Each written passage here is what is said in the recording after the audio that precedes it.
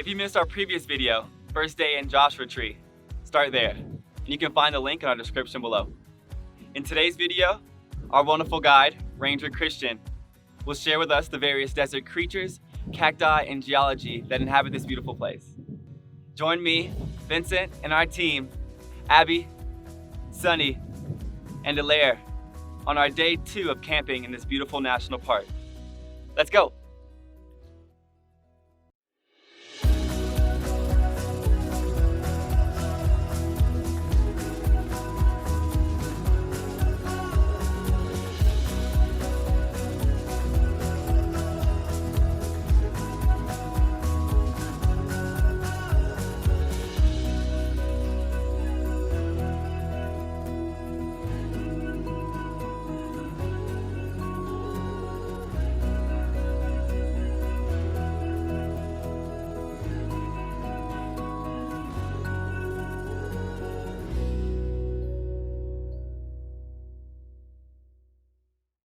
Before we leave for the day, our instructors securely pack up all food and anything with a smell that would attract animals.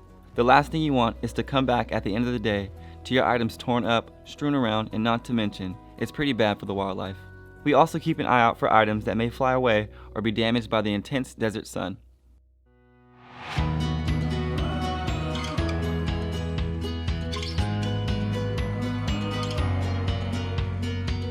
Today, we are lucky to have Ranger Christian show us one of his favorite hikes in Joshua Tree.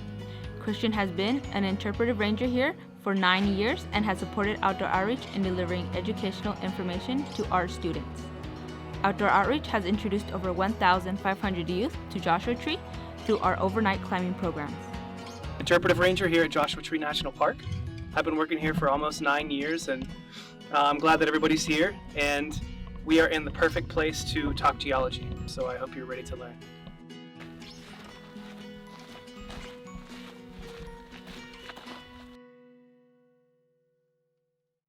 Okay, so we're in a spot in the park, inside Joshua Tree National Park, called the Wonderland of Rocks, and like I said, it's a really great place to learn about rocks. And one of the most popular questions is from park visitors is like, how did these rocks get here, and why do they look the way they do?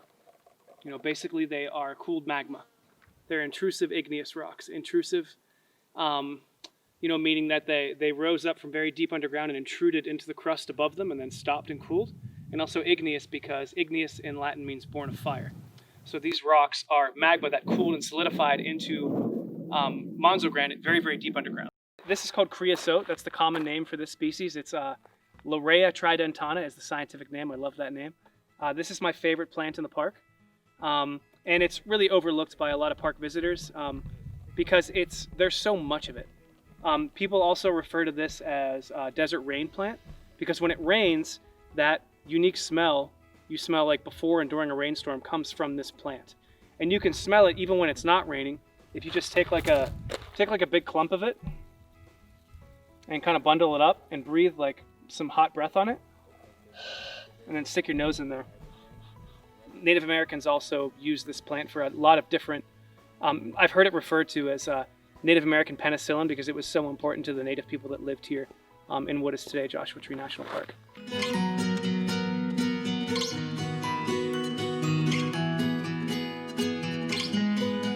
The namesake of this park is the Joshua Tree.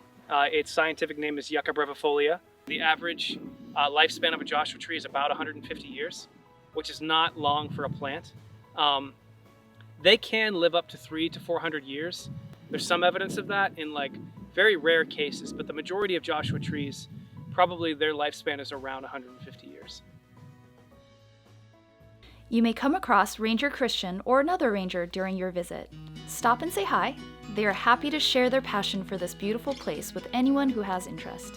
At the end of our hike, we say bye to Ranger Christian as he heads off to Keys View for an educational program.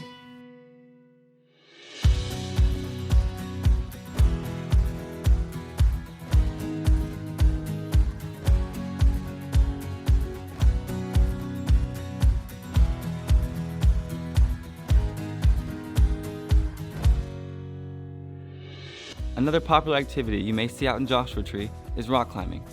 Rock climbing is a sport that folks of various ages and abilities may enjoy. At Outdoor Outreach, our youth participants gain a sense of trust, self-confidence, and teamwork during our rock climbing overnights in Joshua Tree. However, safety and proper precautions must be taken into account when engaging in this activity. Outdoor Outreach staff are trained under AMGA, American Mountain Guide Association guidelines, and SBI certified rock instructor is always in attendance when we're on climbing outings. If you're interested in rock climbing, please look into classes and lessons in your area. Do not rely solely on YouTube videos or untrained friends, as they may not know all the processes involved in keeping you safe.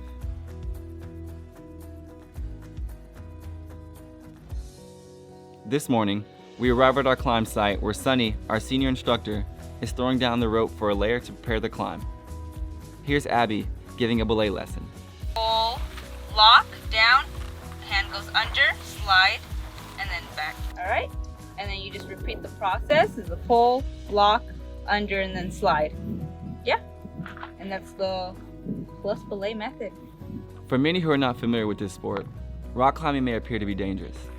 However, as long as proper training, correct practices, and systems are followed, it can be a well-managed activity. As a curious spectator, please be mindful of the precautions. While most climbers are happy to share their passion of climbing, know that their concentration needs to be on keeping the climber safe. So approach with caution. The belayer may not be able to interact with you. If another person in the group is available, engage with them. Know that it is hazardous to stand underneath the climber without a helmet.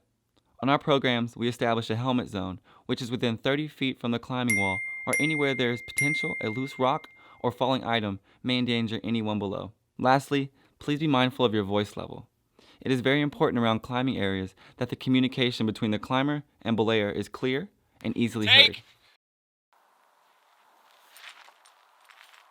Gotcha! Loud talking and/or music may be distracting and take away from critical information needed to manage risk.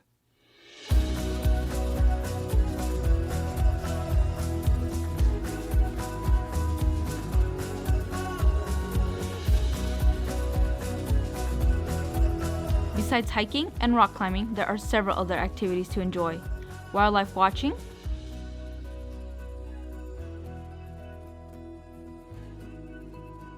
geology, exploring old mines, or just plain scrambling over rocks are all fun things to do while discovering Joshua Tree.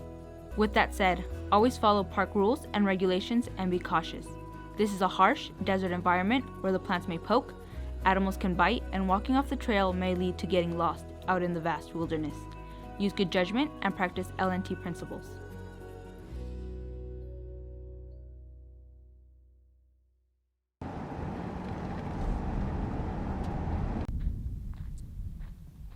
After a long, fun-filled day, we come back to our campsite to rest and have dinner. Because of our diligent pack-up in the morning, our items are still secure and unaffected by the desert wildlife or weather conditions. Well, everyone, this has been a wonderful experience, sharing a little of what we do on our outings in Joshua Tree and the activities you can enjoy during your stay here. Stay tuned for our third and final video of this series, Future Opportunities, how to get involved in the National Park System or start your path working in the outdoors. Thank you, and we'll see you next time.